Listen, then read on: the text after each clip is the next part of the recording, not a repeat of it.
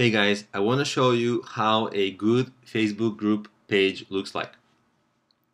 The number one thing people notice is the nice banner. I don't think this is the best banner, but it's not bad. It shows this company working, which if you're a customer of theirs, then who cares? You want value for you. Then they have their logo. This is the second place people look. Then the next place people look is the number of likes, right? Because if you've never heard of Business Insider, then you probably wouldn't know them. But then if you saw this, they have like 2 million likes, then you'll be like, wow, pretty good. That's pretty impressive. They may or may not have bought likes. I'm sure they bought likes because these guys understand internet marketing. Because also, if you from posts, Facebook shows 1%, shows the posts to 1% of the people who liked your Facebook group. That means it will be here, it will be something like 2,000 people. Am I getting that right? Yeah, it will be something like 2,200 people, right? Or is it 20,000? I think it's 20,000. Anyway, sorry, being an idiot. But what's happening here is that you see that 19 shares and 30 likes. So for that amount of people seeing a post, it's a little low. So maybe there are some fake users going on here, but they do have a good real user following. So they do get real good sharing, right? You see that. So, but I just wanted to show you this because they have all the elements.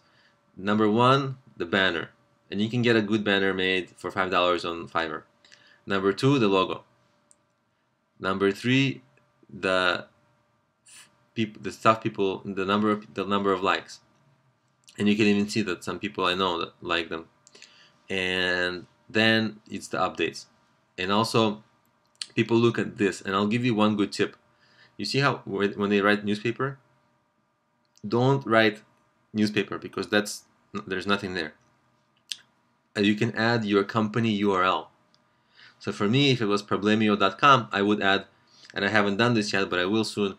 I would add right here, or they give you a box for description text of your company, so people, you can add your website URL. So that's a really nifty little tiny growth hack, and people can go click this and go right to your website. So if you promote your page, this is a way to get people off Facebook and to your site by putting your company URL here, and also having a lot of links to your to your content in your updates, because you certainly want to get people off Facebook and onto your site, because that's when you sell, that's when you get them to do whatever they want. And if they're on Facebook, they're still making money for Facebook, and you don't know what Facebook will do in the future with people who like your group, right? So certainly want to get them as much as possible to your page website, if you have a website to drag them to, or some product. So that's kind of how a good profile on Facebook would look like.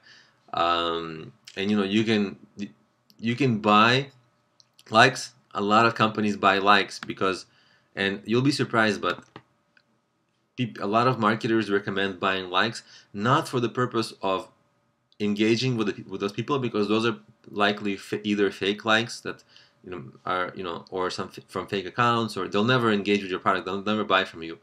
But next people who come to your site, the real people who come to your Facebook group, they'll take a look at your number of likes, and you don't have to have this many.